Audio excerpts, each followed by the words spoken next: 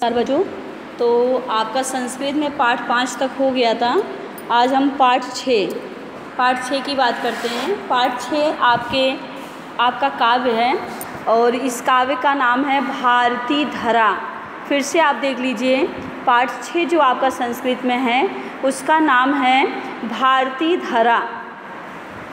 तो चलिए अब हम इन श्लोकों की चर्चा करते हैं। तो आप श्लोक एक लिखेंगे, उसके बाद में आप उसका भावार्थ लिखेंगे। तो सबसे पहले हम श्लोक देख लेते हैं। पुण्यदायिनी इयम ही तारिणी धरा, सौभाग्यतु गति मति प्रदायिनी धरा।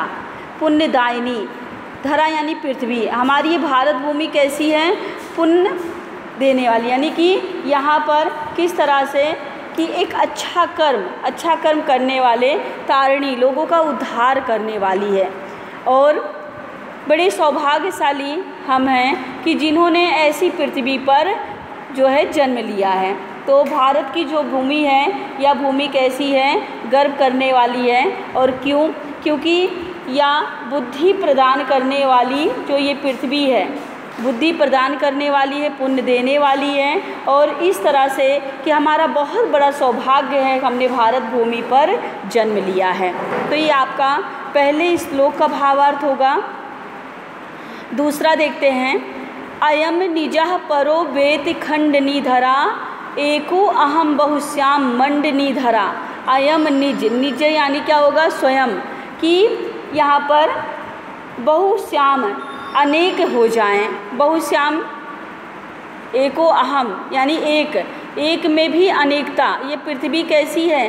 इस पृथ्वी पर हम अलग अलग तरह के हैं। खंडनी धरा यानी कि इस पृथ्वी पर अलग अलग धरा, अलग अलग भाषाओं के लोग रहते हैं, अलग अलग धर्म के लोग रहते हैं, लेकिन अनेकता में भी ये पृथ्वी कैसी है? एकता दर्शाने वाली है। और इसीलिए हम भारत भूमि को प्रणाम करते, नमस्कार करते कि हमारा बहुत बड़ा सौभाग्य है कि हमने भारत भूमि पर जन्म लिया है। चलिए तीसरा देखते हैं। विविध वेश भाषा भूषिता धरा, नैके शास्त्र चर्चया प्रपूर्ता धरा। या भेष यानी कि भारत भूमि पर अनेक अनेक भाषाओं के लोग हैं, अनेक अनेक वेशभूषा को धारण करने वाले लोग इस भारत भूमि पर रहते हैं।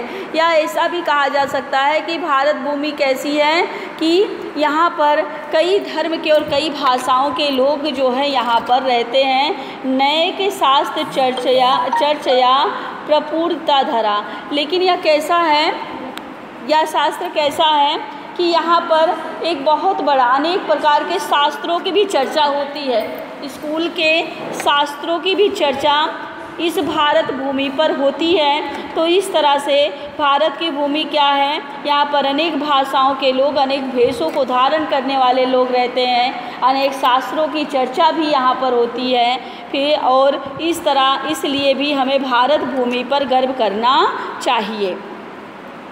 आगे का श्लोक देखते हैं। सर्व सुख समृद्धि भाव पोषिका धरा, भूतले सदैव शांति घोषिका धरा। सर्व सुख, यहाँ या भारत की भूमि कैसी है कि सभी तरह का सुख देने वाली है, समृद्धि प्रदान करने वाली है। यह पृथ्वी किस तरह से है कि हमको सब सुख देने वाली है, समृद्धि प्रदान करने वाली यह पृथ्वी है। भूतले सदैव शांति घोषिता धरा। और यह पृथ्वी कैसी है? हमेशा शांति चाहती है। इस तरह का कि वसुधैव कुटुम्बकम, ये कहाँ से ऐसा सूत्र देखने को, सुनने को मिलता है, पढ़ने को मिलता है? तो भारत भूमि से ही पढ़ने को मिलता है। तो भारत भूमि जो है वह शांत प्रिय देश कहा जाता है। और इसलिए हर तरह का सुख, शांति और समृद्धि भारत की भूमि में पाई जाती है।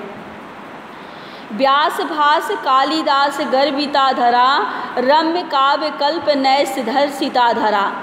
यहाँ पर भारत की भूमि में व्यास, भास, कालिदास जैसे संस्कृत के कवि पाए जाते हैं।